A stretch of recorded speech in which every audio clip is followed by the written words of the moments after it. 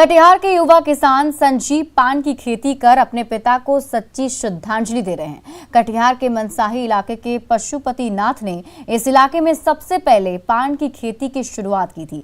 उनका सपना था कि मनसाही को पान की खेती से नई पहचान मिले, लेकिन पिता के निधन के बाद इलाके की पहचान बनी रही।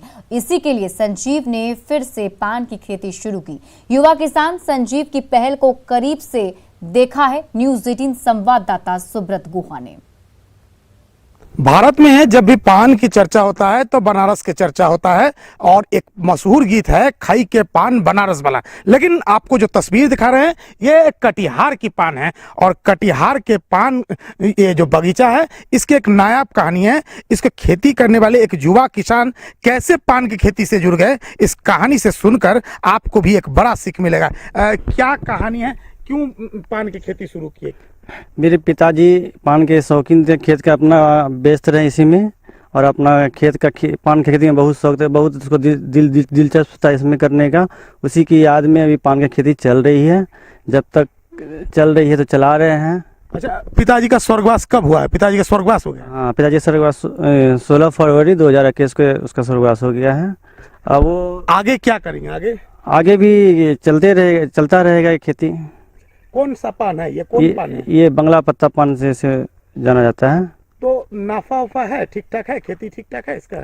इसमें नाफा लॉस का कोई गप नहीं है, बस इसे याद में शौक में बस चल रहा है खेती। क्या नाम है? मेरा नाम संजीव कुमार भगत हुआ। ये नायाब उदाहरण है, नायाब खेती है। नायाब किस तरह से देखते हैं आप लोग उसका? नहीं है बिल्कुल, ये खेती तो चूंकि पहले से भी होता आ रहा है हमारे गांव में हपलागंज में, तो इस तरह की खेती धीरे धीरे कुछ मुनाफा नहीं मिलने के कारण धीरे धीरे ये खेती के लोगों ने काम करना बंद कर दिया। लेकिन कुछ ऐसे हैं जैसे हमारे जो गांव के युवा थे संजीव कुमार भगत जी के द्वारा जो है ये खेती अभी भी किया जा रहा है। तो मेन कारण उसका है कि उनके पिताजी का शौक था कि ये मेरा खेती जीवित रहे, और इसी को जीवित रखने के लिए वो खेती अब भी कर रहे हैं। अगर इस तरह का खेती बढ़े पान का, क्या बाजार मिल सकता है? बिल्कुल बाजार मिलेगा, बहुत बढ़िया स्कोप है इसमें। पान जो हम लोग बाहर से मंगाते हैं वो लोकल पान आदमी को मिलेगा खाने के लिए, और उसको इनकम भी मिलेगा। क्या नाम है? अजय गुप्ता, हपलागंज। तो निश्चित तौर पर समस्याएं कई है, खासकर सबसे बड़ा समस्या मजदूर को मिलने का लेकर है। लेकिन अगर पान की खेती बढ़े तो एक बेहतर बड़ा बाजार मिल सकता है, ऐसा स्थानीय लोगों का भी उम्मीद है और जो पान की खेती से जुड़े हुए लोग हैं उनको भी उम्मीद है। कुल मिलाकर ये अपने पिताजी के याद में एक युवा किसान का नया पहल है और इस पहल से एक बड़ा सीख सबको लेना चाहिए। सुब्रत, न्यूज़ 18 कटिहार। खगड़िया और दरभंगा की सीमा से सटे गांव तिलकपुर आज भी विकास से वंचित है।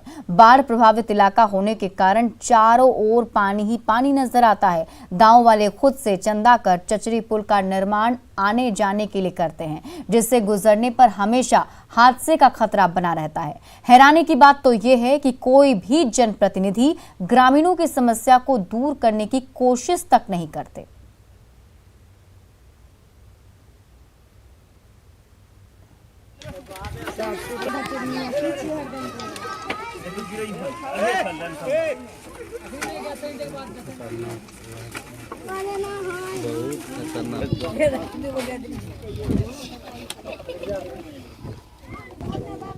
के सारे इजारे सब 10-5 रुपया चंदा करके स्थानीय आदमी सब अपना पुल का यहाँ निर्माण किया 10-5 चंदा से। लेकिन जाने के लिए यहाँ कोई सरकारी सेवा नहीं है, नहीं नाव सेवा, नहीं और कोई सेवा है। इसी से सब जाते आते हैं। वार्ड नंबर 15 जो खगड़िया दरभंगा का लास्ट सीमा है, यहाँ का स्थिति जो विकास हुआ है वो तो आप लोग भी देख रहे हैं जी। पूरा चचरी पुल हुआ है जो हम लोग अपने सहयोग चंदा से 100 आदमी बनाए हुए हैं। जो पुल चंदा से बना हुआ पुल भी अभी देखिए पानी में गिर गया है। यही नीतीश कुमार जी का विकास है। लोग भी देख रहे हैं अभी कि क्या स्थिति है पुल में। हम लोग पानी में हेल करके जाते आते थे, सभी ग्रामीण विचार किए, चंदा और लेकर के सब आदमी पुल बनवाए। रास्ता पे नहीं चले दौड़ थे तो हमरा ई चाहिए और कुछ पुल तो सब जैते पुलो चाहिए। माज हमरा पानी पिए के द्वारा नहीं छे, ना बसे के द्वारा छे। हम कौन चीज के उपाय करके रहबे? हे पर लचकत जाय छा, कोई जो घुस जाय छे तो डूबते कि नहीं डूब? घूम गाज तक कोई नेता न एमएलए आया है न एमपी आया, कोई भी नहीं आ रहा है। गाँव रहा, फिर भी अभी तक कोई घूम के नहीं आ रहा है। हम लोग हेल को जाते हैं, अभी डूब को जाते हैं, अभी भी आपके सामने हम दिखा देते हैं जो कितना पानी हो रहा है।